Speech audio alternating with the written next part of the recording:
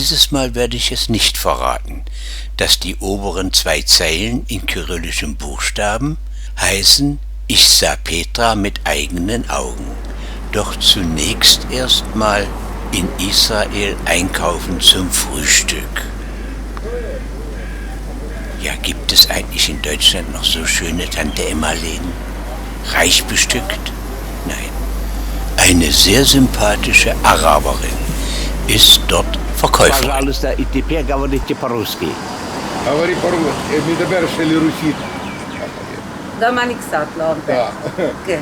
И Добрый скажите... день, добрый день. Доброе утро. Доброе утро. Доброе утро. И скажите еще, пожалуйста, я чистокровная арабка. אומר, תגיד, אני ערבי. אני ערבייה מוסלמית, أنا عربية مسلمة, الحمد لله. О, понял? Она... Спасибо вам большое. Спасибо רבה. вам. זה חבר בגרמניה. У нас есть, да? Nach dem Frühstück bot das Internet ganz hervorragende Stadtkarten von Israel. Und demzufolge bin ich in der Lage, dort zu zeigen auf der Karte, wo ich da in Israel in der Stadt Akko spazieren gegangen bin.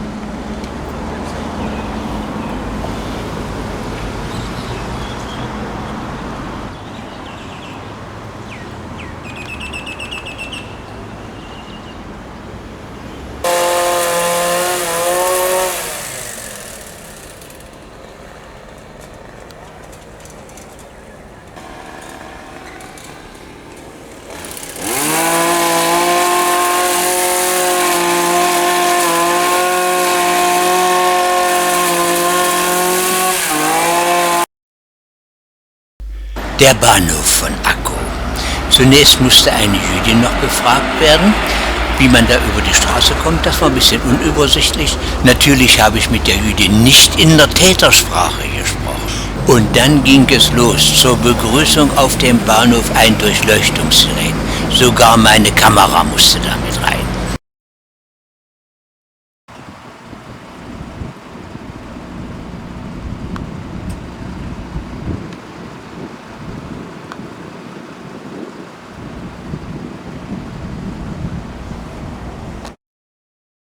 Die Karte aus dem Internet zeigt die israelische Stadt Haifa. Und zwar sind wir da zuerst durch den Tunnel gefahren am ersten Tag. Der Tunnel ist hier, der Zeiger zeigt das an. Wir haben aber heute Abend mal die Möglichkeit genutzt, durch die Stadt zu fahren. Das ist natürlich ein ganz gewaltiger Umweg, der Zeiger zeigt das, aber doch ist Haifa äußerst interessant in seiner Beleuchtung, und da ist es auch nachts, naja, man kann sagen so, fast so, naja, taghell nicht, aber fast so. Prima habe ich mich da jetzt ausgedrückt. Da weiß nun jeder anhand der Bilder, was da zu sehen ist. Вот именно подсветка. Правда, мы немножко поздно едем, но все равно там подсветка будет. Очень интересно посмотреть. Камера работает. Да, слева мы видим, это южный въезд в Хайфу. Слева мы видим гостиница Леонардо. Дальше гостиница Меридиан. Высококлассные гостиницы. Здесь, по-моему, или 4 или 5-звездочная гостиница это. Вот. Дальше мы едем. Дальше слева у нас находится Таэлит или Промеад. Ну, короче, пешеходная дорога, набережная Хайфы. Очень красивая там днем она. Стоит погулять, конечно, там тоже очень много интересного. Кафешки там и набережная сделана. И все, какие здесь проходят мероприятия в городе. Вот там все это находится слева. Дальше вот видите, знаменитый ресторан «Максим». 2000, не буду говорить точно в каком году, здесь палестинский террорист, самоубийца, будем говорить, да, это самое, подорвал себя, и здесь погибли люди. Вот, был такой, это самый, обычно этот ресторанчик такой на набережной, там пользуется спросом у людей. Вот, там кухня, вот, там вкусно. И вот террорист взорвал, не буду говорить, не ловите на слове, в каком это году было. Но это было. Вот. Сейчас мы едем, здесь получается окружность такая вокруг вдоль набережной Хайфы. Вся Хайфа у нас пошла туда наверх. Это у нас гора Кармель. Здесь в Хайфе называется она. Вот. Дальше там наверху монастырь кармелитов, там потом, ну, короче, Хайфа вообще очень интересный город, но она построена, в принципе, на вот таких вот возвышенностях, горы.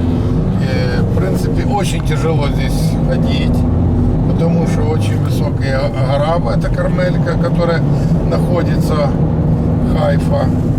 Слева мы видим, вот сейчас мы проезжаем, а там, это называется Институт моря. Вот тут слева, вот сейчас вот, ну, не будет видно, наверное, вот там. Да, это Институт моря. Вот здесь вот проезд. Чуть-чуть. Вот там. Слева. Это Институт моря. Там изучается флора, фауна моря Средиземного. Вот, много интересных людей там работает. Это называется, вот сейчас мы подъезжаем, это называется Нижняя Хайфа, да? Нижняя Хайфа.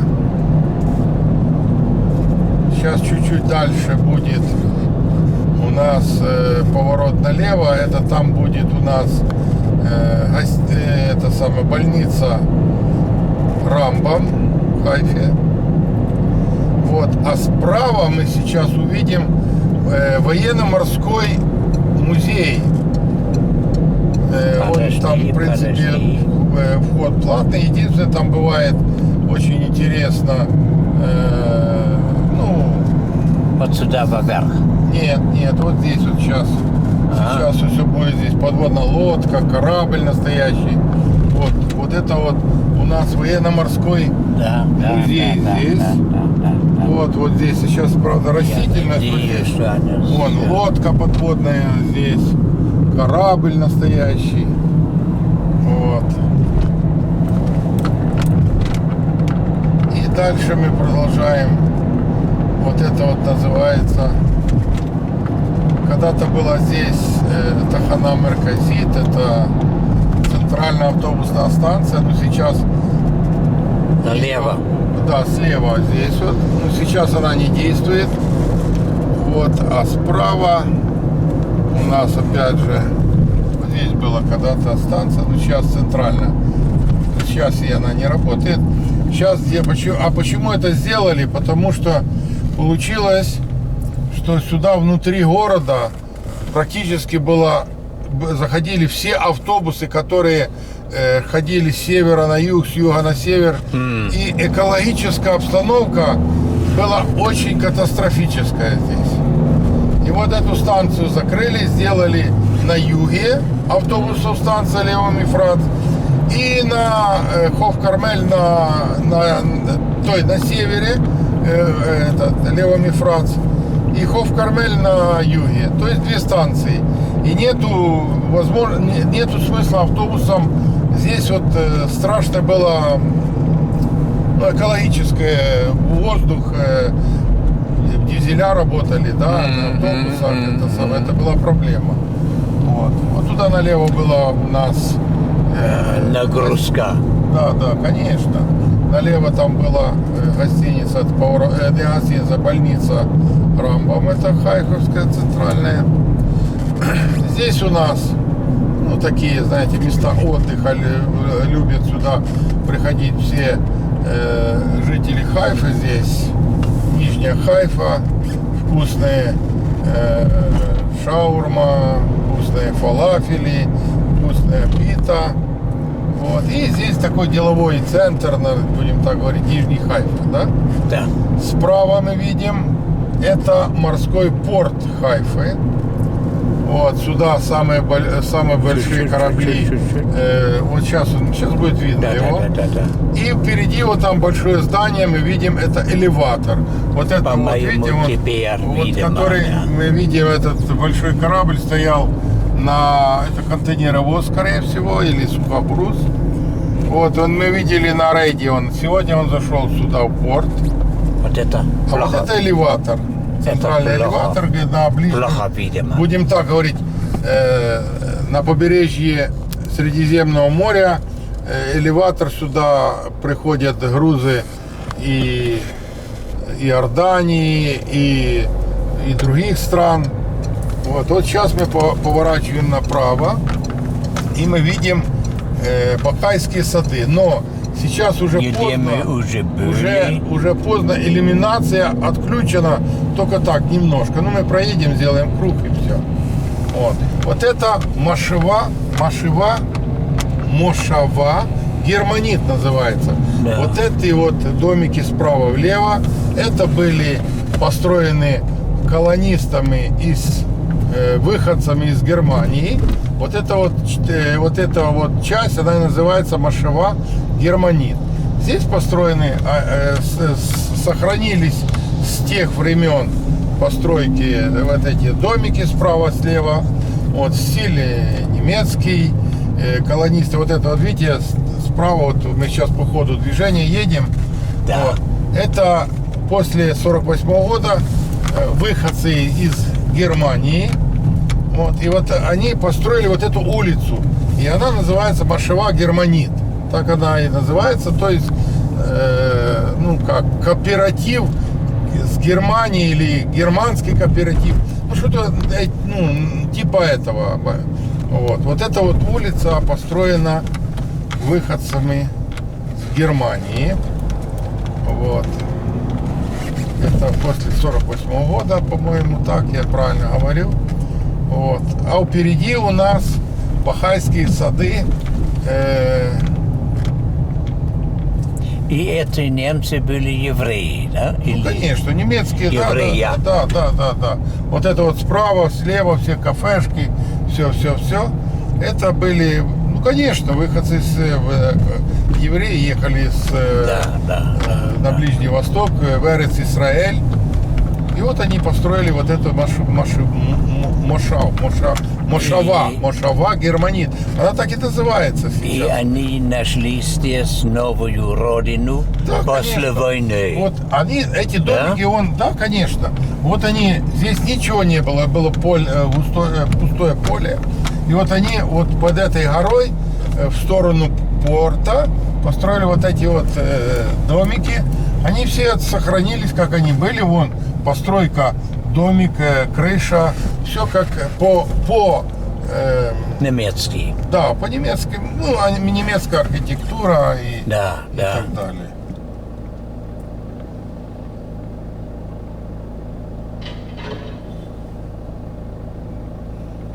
Видишь, это бывает так. Вот это восточный менталитет.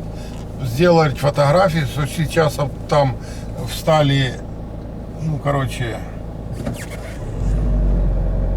молодежь, и перекрыли, что автобус не может развернуться сейчас. Ну, вот такой. Это у нас, видите, вот такое вот возвышение. Это Бахайские сады в Хайфе. Очень красиво здесь. Очень классно. Да, правильно. Вот. Вот мы еще раз проедем вниз. Уже со стороны. Вот, видите, вот это вот все германские постройки. Ну, архитектура немецкая. Вот. Сейчас здесь очень популярное место, потому что здесь кафешки, такое все, весь город. Здесь на Новый год большая елка ставится, такая И люди еще говорят по-немецки или Не, никогда. забыли немецкий язык? Нет, на немецком не говорили, по-моему, а скорее всего они говорили на идиш.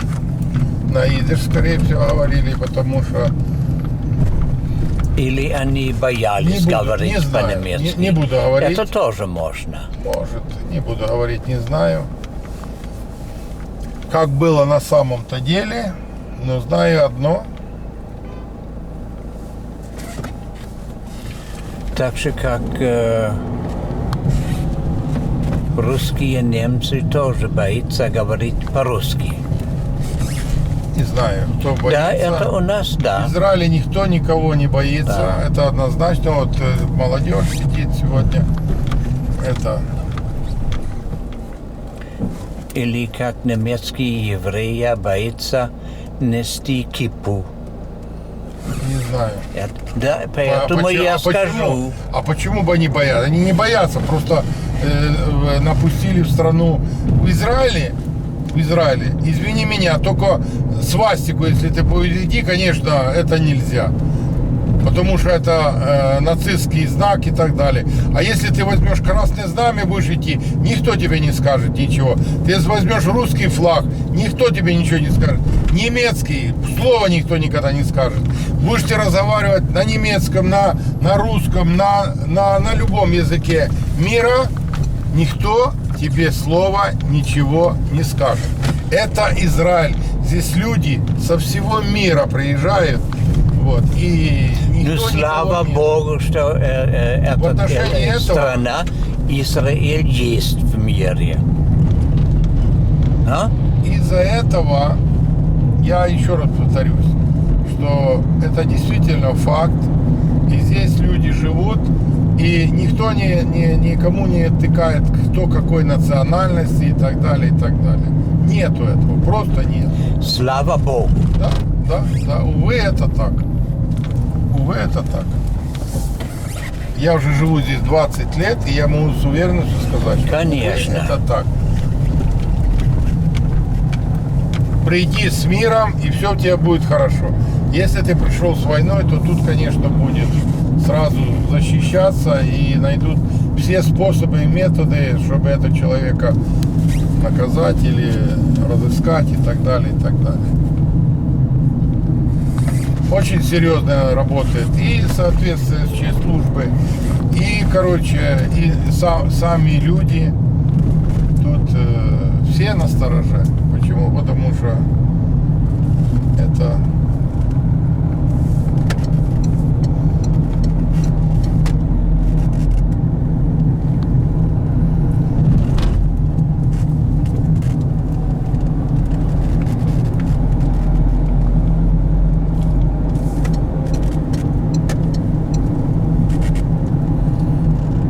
вот такая вот, это Нижняя Хайфа, мы сейчас едем. Нижняя Хайфа. Это ты сказал. Вот это вот справа, слева дома, видите, старые дома. Есть некоторые даже не заселенные. Вот после 48-го года Да. арабы, которые здесь жили, они убежали и бросили это дома. С 48-го года здесь никто не жил. Но прошло 50 лет. По любой в любой стране это сохраняется, что если 50 лет нету, значит все, теряется соответствующие какие-то там, если даже документы есть. В Израиле даже прошло уже 70 лет. Но некоторые вещи сохраняются. Вот есть еще пустые здания, которые вот, но в основном уже сейчас, конечно, время прошло, и эти дома Вот сейчас я покажу. Такие, до сих пор еще такие дома остались. Вот где-то здесь есть дома, вот, которые там и проехали. Вот старые дома. Вот, например, вот мечеть, видите, да? А никто не живет. Вот, смотрите. Вот такое вот здание, вон, видите, наверху, на втором этаже. Вот, может быть, у кого-то есть документы или что на эти здания. В нем никто не живет. Это когда-то арабы жили здесь, и они убежали. Все в 48 году. До Стоит. сих пор там не стоит, и никто там не Пусть. живет. Вот такой этот самый. Вот еще есть такие несколько. Вот, видите, вот. Пустые дома стоят. Никто не живет. И государство покуда, держит это. Представь документы на эти дома. Пожалуйста, живи. Это будет твой дом. Но пока ты не представил документы, извини. Вот еще один. Это как используется, он тоже никто не живет там. Пустые. Вот такой парадокс еще Нижний Хайфа, будем так говорить. Да. Вот порт нижний, нет, справа это жилые дома, а слева порт вон. И слева порт. Да, слева порт. Это плохо видно. Ну, не страшно.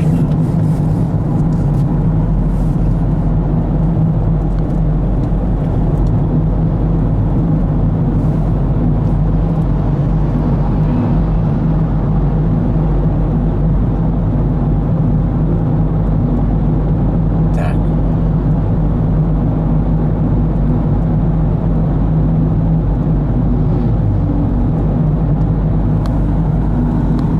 До свидания, Айфа. Спокойной тебе ночи. Да.